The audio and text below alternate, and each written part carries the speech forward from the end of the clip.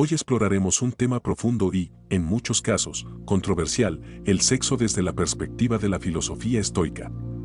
Para los estoicos, la relación con el sexo no se basaba en restricciones morales rígidas o en una represión completa, sino en la virtud, la razón y el control de los deseos. Veremos cómo esta visión puede aplicarse a nuestras vidas actuales. 1. El estoicismo y la naturaleza humana.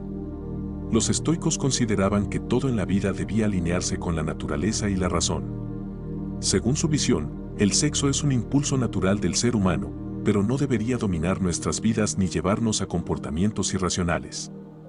Para entender cómo el estoicismo aborda el sexo, primero debemos entender su concepto de vivir de acuerdo con la naturaleza. Los estoicos no negaban los deseos naturales, pero insistían en que estos deseos deben estar sujetos a la razón y controlados por la virtud.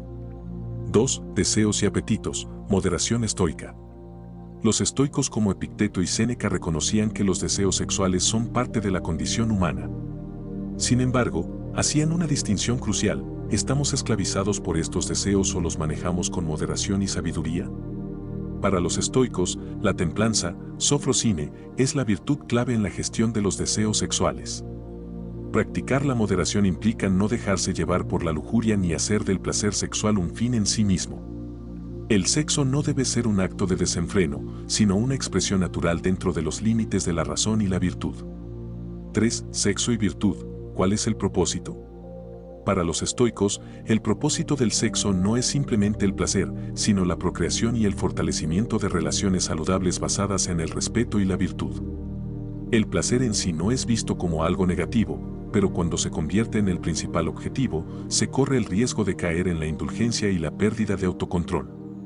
Séneca, por ejemplo, advertía que el placer sin moderación lleva a la degradación del carácter. Para él, la virtud debe guiar incluso nuestras acciones más básicas, incluyendo el acto sexual. En este sentido, los estoicos nos invitan a reflexionar sobre nuestras intenciones al tener relaciones sexuales. ¿Buscamos una conexión profunda y respetuosa o simplemente satisfacer impulsos inmediatos? 4. El sexo como fuente de distracción y sufrimiento. Otro aspecto central en la visión estoica sobre el sexo es cómo éste puede convertirse en una distracción y fuente de sufrimiento si no se maneja con cuidado. La búsqueda constante de placer puede desviar a la persona de su propósito mayor, vivir de acuerdo con la virtud. Marco Aurelio advertía sobre los peligros de quedar atrapado en deseos efímeros que, en última instancia, son insignificantes frente a la grandeza de la vida virtuosa. En sus meditaciones, él subraya cómo el deseo sexual, si no se controla, puede llevar a la obsesión, la dependencia emocional y la pérdida de libertad interior. 5. El estoicismo y las relaciones íntimas. En el contexto de las relaciones, los estoicos valoraban la reciprocidad, el respeto y la conexión emocional por encima del placer físico. El sexo, en su visión, debería fortalecer la relación y no ser un medio para manipular o dominar a la otra persona. En este sentido, la filosofía estoica promueve la idea de que una relación íntima debe basarse en valores más profundos como la confianza, la amistad y la comprensión mutua, donde el sexo es solo un componente dentro de una relación armoniosa guiada por la virtud. 6. El sexo y el autocontrol, la importancia del dominio propio. Para los estoicos, una vida virtuosa requiere autocontrol. En el ámbito del sexo, esto significa no actuar impulsivamente ni dejar que los deseos momentáneos guíen nuestras decisiones.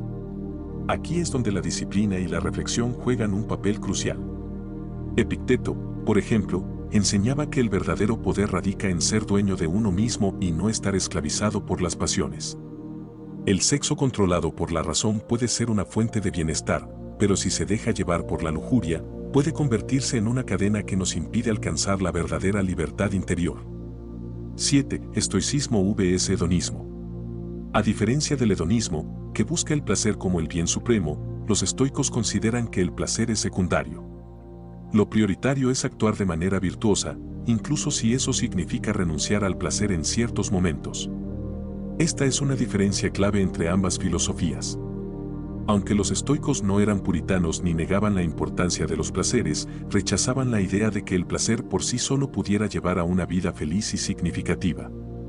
El sexo, en su justa medida y bajo el control de la razón, puede ser una parte agradable de la vida, pero nunca debe convertirse en un objetivo por encima de la virtud. 8. Reflexión final. cómo aplicar el estoicismo en la vida sexual actual.